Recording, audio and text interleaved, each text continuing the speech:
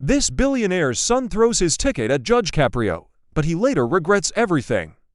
The courtroom doors open at exactly 10 o'clock on a Tuesday morning in Providence. Miss Reyes, the clerk, calls all to rise as Judge Frank Caprio enters and takes the bench. A young man approaches, Ethan Ward, 23, the son of a wealthy business magnate. He pulls a folded citation from his pocket and tosses it onto the bench like a tip at a valet stand. The room smells faintly of polished wood and old paper. Fluorescent lights buzz overhead.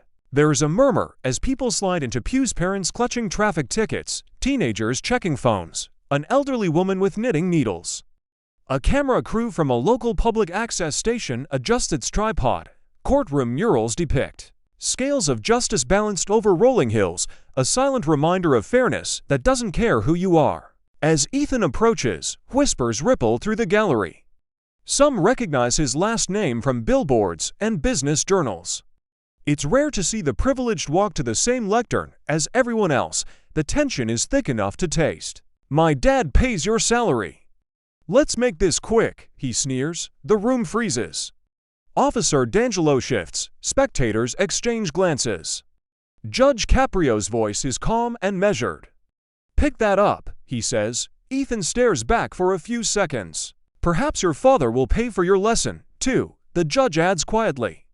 Ethan grabs the paper and hands it properly to the clerk. You could cut the silence with a knife.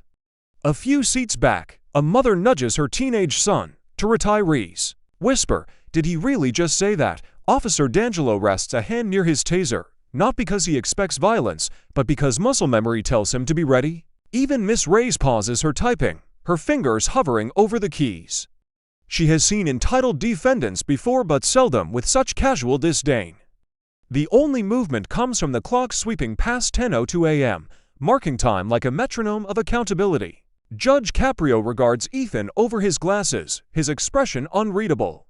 He has presided over thousands of cases, but entitlement disguised as humor still surprises him. His gavel remains unused.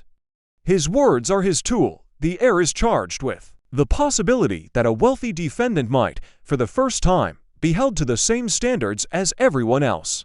Miss Reyes reads the charges aloud. Reckless driving in congested traffic, verbal harassment of another driver, and disorderly conduct for throwing the citation.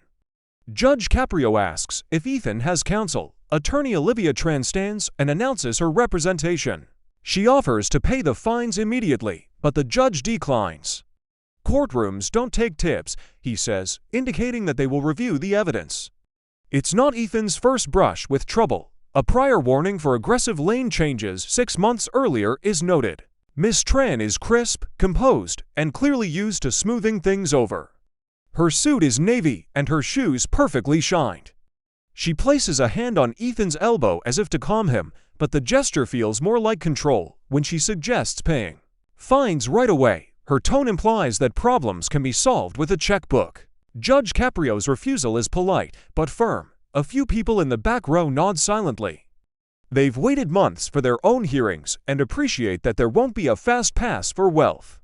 The mention of a prior warning draws a murmur. This isn't an isolated incident. History matters. The judge asks Ethan to recount the events of October 22nd.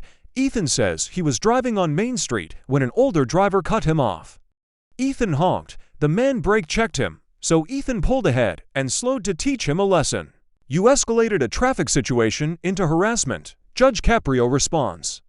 Ethan admits he shouted at the driver, but insists he was simply frustrated. The other driver, 78-year-old Henry Cole, later describes Ethan mocking him as Grandpa Traffic and telling him to retire his car. Henry Cole is not just an older driver. Born in 1946, he served a tour in Vietnam as a Navy electrician, raising 4 children on a mechanic's paycheck after returning home. He kept the same car, a reliable Honda Civic, for years because he believed in maintenance and frugality. He learned to drive cautiously when his youngest granddaughter rode in his back seat, and he never lost that habit. To Henry, merging into busy traffic requires patience and courtesy. To Ethan, that cautious merge looked like an inconvenience. On that October morning, Henry was on his way to volunteer at the Veterans Hall, his trunk filled with donated blankets. He didn't know a young man would take offense at his careful driving. Officer Rafael Vega is called to testify. He recounts that he saw Ethan's silver Audi cut sharply in front of Henry Cole's Honda, then slow down dramatically. When Ethan pulled alongside and shouted something, Henry pulled over. Ethan drove off. Vega initiated a stop. Ethan was dismissive and laughed when told his actions were violations. Vega testifies that Ethan said, "Old guy should learn when to get off the road." Good luck with that. Bodycam audio of Ethan's mocking tone is played for the court. Officer Vega testifies that he saw Ethan cut off Henry, slow down, and shout. He pulled Ethan over, who laughed and said the old man should get off the road. Bodycam audio confirms his mocking tone. Security footage from Maine and Elm is shown. Timestamps appear. The Audi cuts off the Honda, slows deliberately, pulls alongside. The driver leans out and shouts, then accelerates away.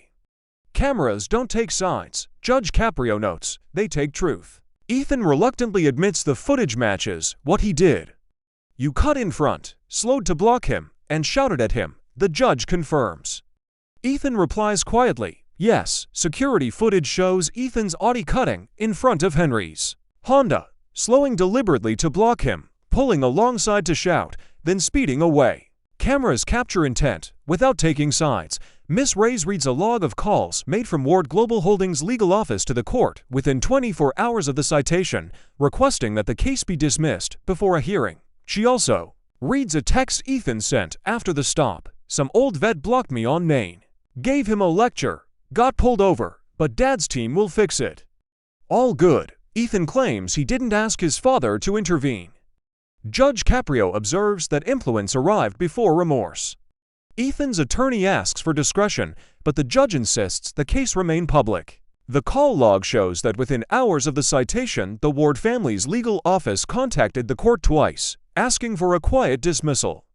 A polished voicemail requested administrative resolution without mentioning Ethan's behavior. Ethan's own text to a friend bragged that an old vet blocked him and that his dad's team would fix it. Together, the call log and text showed an expectation of privilege long before any remorse appeared. Judge Caprio notes that influence arrived before remorse.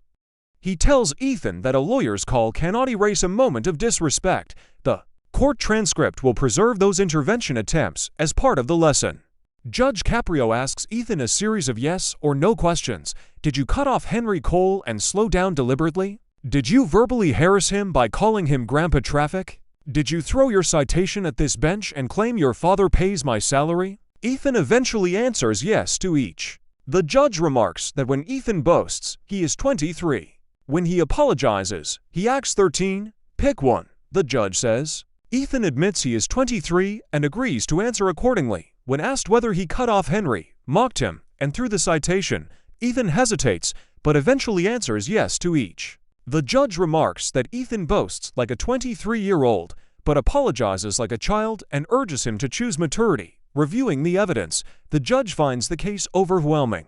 He imposes $980 in fines, suspending for $100 if Ethan completes a restorative plan, publicly apologize to Henry Cole, serve 200 hours at the Veterans Office, give 3 talks to young drivers, produce a short film on respect, and write a reflection titled "Status Can't Signal Kindness, Money Can Buy Cars." The judge says, not character. The plan surprises many in the courtroom.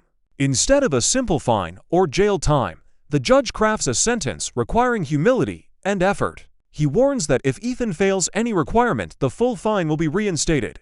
The court also issues recommendations to improve conduct, quarterly civility audits to document disrespect in courtrooms, a policy to release security footage showing reckless or harassing driving, mandatory courtroom conduct training for first-time defendants under 30, and a veteran respect module in driver education explaining that elderly drivers, particularly veterans, deserve courtesy.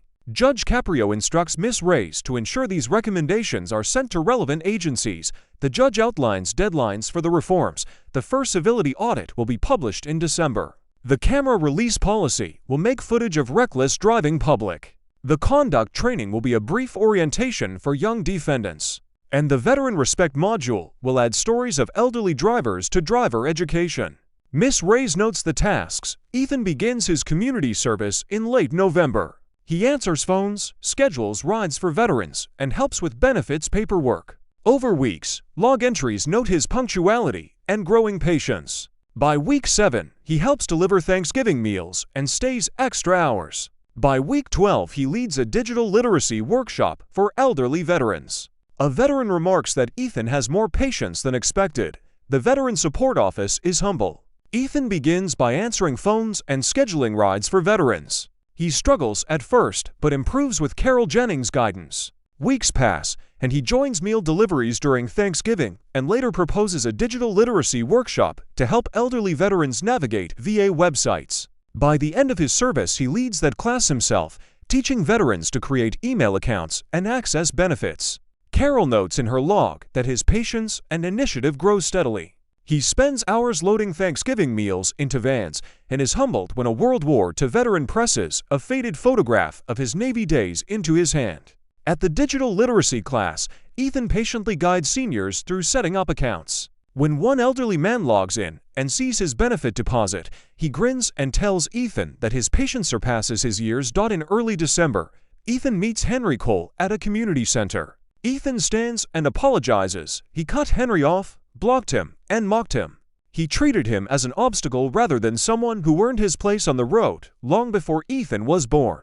Henry listens and then says respect isn't given when it's convenient. It's given because people deserve it. He accepts Ethan's apology, shaking his hand. Ethan continues volunteering. The meeting is arranged carefully. Henry Cole is hesitant. He doesn't want a staged apology for cameras, only a genuine conversation. Ethan arrives early, hands sweating despite the winter chill. Henry walks in slowly, leaning on a cane.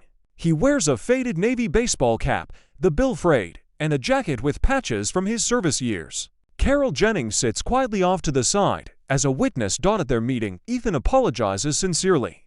Admitting he cut off, blocked, and mocked Henry, Henry listens. Says respect isn't given when convenient, but because people deserve it, and forgives him. January arrives. Ethan speaks at Hope High School to 90 students, telling them that 6 months earlier he cut off an elderly veteran, mocked him, and threw a citation at a judge. He admits his father's legal office called the court, but the judge put those calls on record.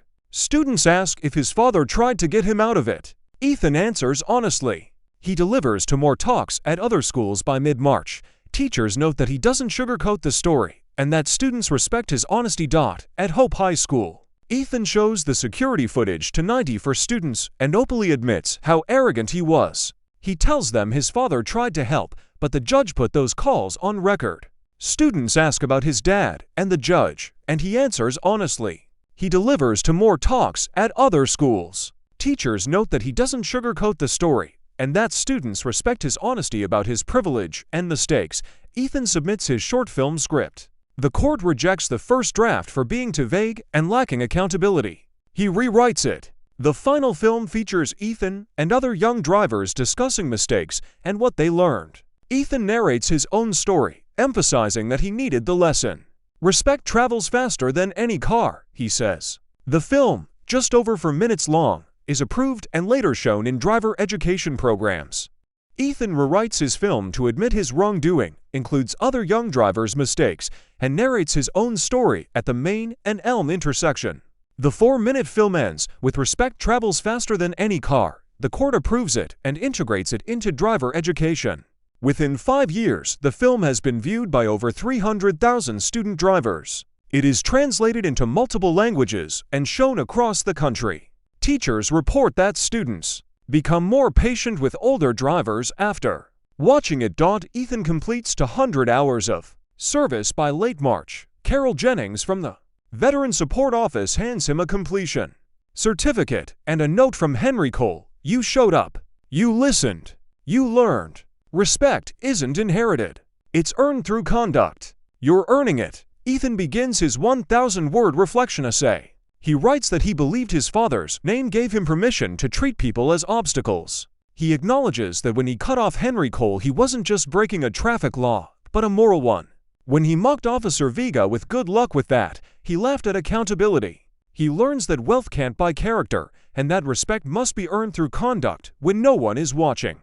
He submits his essay on April 2nd. He labors over the 1,000-word reflection. He describes growing up believing speed meant success and that his father's name shielded him from consequences. He writes, "When I cut off Henry Cole, I served my own impatience for 22 seconds while he served this country for 22 years." He admits his text about Dad's team is his most embarrassing sentence and reflects on the 12-second silence in court that forced him to face himself. He pledges to keep serving and to remember that status can't signal kindness. He adds, "In that silence, I heard my arrogance echo back louder than any gavel." He vows to measure his worth by how he treats people when no one is watching. At the final review, Ethan sits alone while Miss Reyes confirms he completed all requirements to 100 hours of service, 3 talks, a film, and a reflection. Henry's statement simply says Ethan apologized like a man, explained what he learned, and he forgives him. Officer Vega notes a handwritten apology he received. Judge Caprio waves for $100 and tells Ethan to thank those who taught him what money can't. Henry's letter also notes, "He showed up, he worked, he learned," and Officer Vega writes that Ethan's handwritten apology explained how silence taught him respect. Those endorsements weigh heavily in the judge's decision. 3 months later, the reforms begin to take effect. A civility audit lists incidents of disrespect and their consequences, sparking media debate about whether manners can be taught. The camera release policy leads to news clips of reckless driving and begins to change behavior.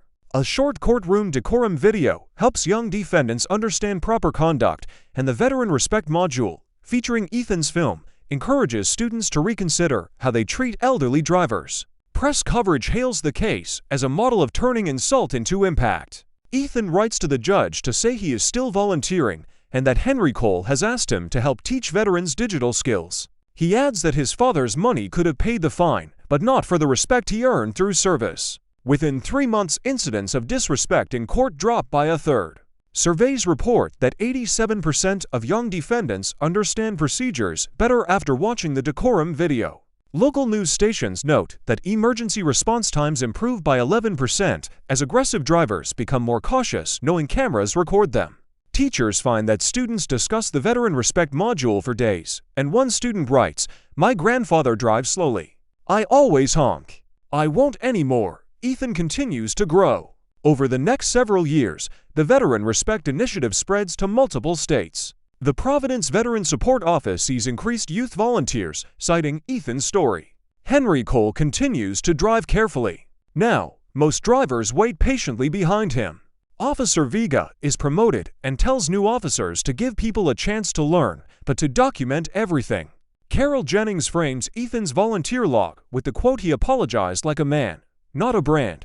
Ethan's attorney includes a clause in every agreement: courtrooms don't take tips. If you're guilty, own it. Within 2 years, 11 states adopt similar civility audits. Traffic fatalities involving elderly drivers decline slightly. Interviews with teen drivers show a shift in perception. Older drivers are seen less as obstacles, more as people with stories. Several high schools invite veterans to speak alongside Ethan about road courtesy. At the Veteran Support Office, a bulletin board titled "Lessons Learned" features photos of volunteers, including Ethan, and quotes from veterans thanking them. One card reads, "Thank you for setting up my email. Now I can see my granddaughter's photos. You changed my life more than I changed your password." Gordon Ward, Ethan's father, publicly states that his son learned what money couldn't teach. Respect isn't inherited. He funds a scholarship for veterans' children. Ethan administers it. On the 3rd anniversary of the hearing, Ethan speaks at a training conference for driving instructors. He shows the footage of himself cutting off Henry Cole and the compliance calendar from court. He tells the story of his restorative sentence and the reforms that followed. He credits the judge for separating status from conduct and turning his mistake into a statewide lesson. The room applauds. An instructor thanks him and says her students now listen when she talks about elderly drivers. Gordon's public statement is published in the Providence Journal. "My son learned a lesson my money couldn't teach him," he writes. "Wealth doesn't buy character. I'm proud of the man he is becoming, and I'm grateful to Judge Caprio for holding him accountable." He announces a scholarship fund in Henry Cole's name, dedicated to children of veterans pursuing higher education. Ethan is appointed to administer the fund, interviewing applicants and reading essays about service. The scholarship receives hundreds of applications in its first year. At a conference, Ethan plays the courthouse audio, shows his compliance calendar, and reads a letter from a student who stopped tailgating after watching his film.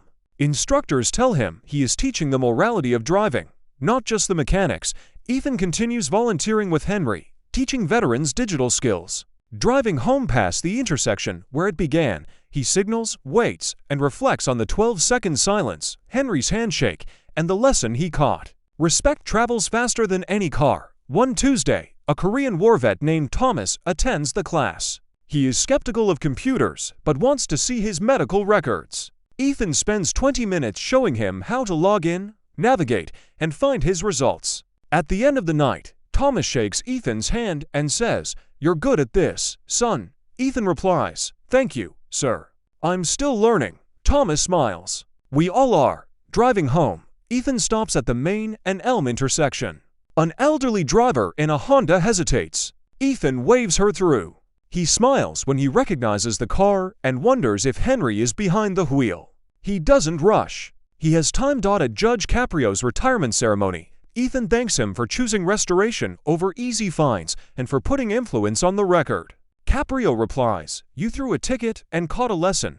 The retirement ceremony is filled with former defendants, fellow judges, and law students. Henry Cole sits in the front row, his navy cap on his lap.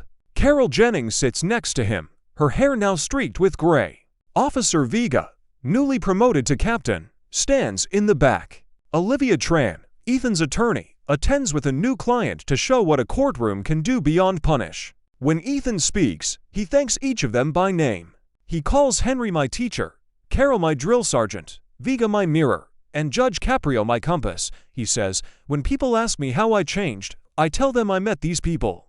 Later, Caprio reviews the file and writes one last entry summarizing the charges, the restorative sentence, and the lesson: money can buy cars, not character. Respect travels faster than any car. He closes the book. Caprio's chambers are filled with case binders. When he reaches the ward file, he notes its worn edges, rereads the arrogant text and the apology letters, and writes one last note: 12 seconds of silence changed a life. Years pass. The case is studied in law schools as a model of restorative justice. Ethan's film is required viewing in driver education programs nationwide. He becomes Director of Community Restorative Programs for the Rhode Island Department of Veterans Affairs. He tells his daughter that he works with veterans because he once disrespected a man who served his country, and a judge taught him that respect must be earned. Henry Cole, now in his 80s, still drives carefully. He and Ethan meet regularly for coffee and digital literacy classes. Officer Vega, now Captain Vega, hangs a quote from the judge in his office: "Cameras don't take sides. They take truth." Carol Jennings retires and says service is transformation, not punishment.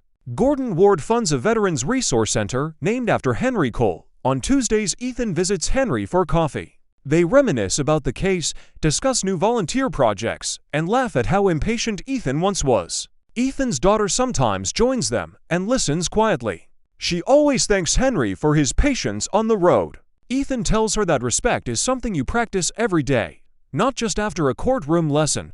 Law schools study the case as an example of restorative justice. Students debate whether a wealthy defendant should have been punished more or whether the long-term transformation justifies the approach. Ethan's film plays in driver education programs, and he oversees programs pairing teens with veterans. He tells his young daughter that he does this work because he once disrespected a veteran and learned a lesson.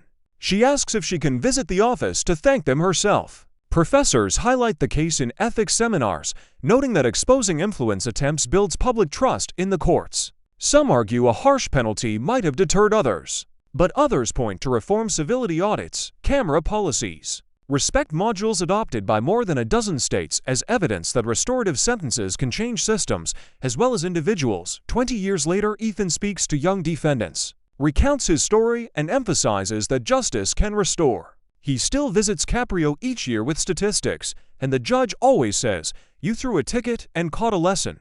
After one session, a girl who had avoided eye contact approaches him and thanks him. She signs up for a volunteer shift at the veteran's office. Showing that influence can be replaced by empathy. In one session, he shows his citation, recounts the 12-second silence and Henry's handshake. and cautions the group that relying on family to fix their mistakes will cost them the chance to grow. A boy asks if he still talks to the judge. Ethan says he visits annually with impact statistics, and the judge repeats, "You threw a ticket and caught a lesson. Now you're teaching others." Afterward, a girl signs up to volunteer at the Veteran Support Office. After addressing the court, Ethan leaves a note thanking the judge. In the archives, the case file labeled Restorative Justice Model contains evidence, logs, reforms, and at the bottom a note from Judge Caprio. He threw a ticket and caught a lesson. Respect travels faster than any car.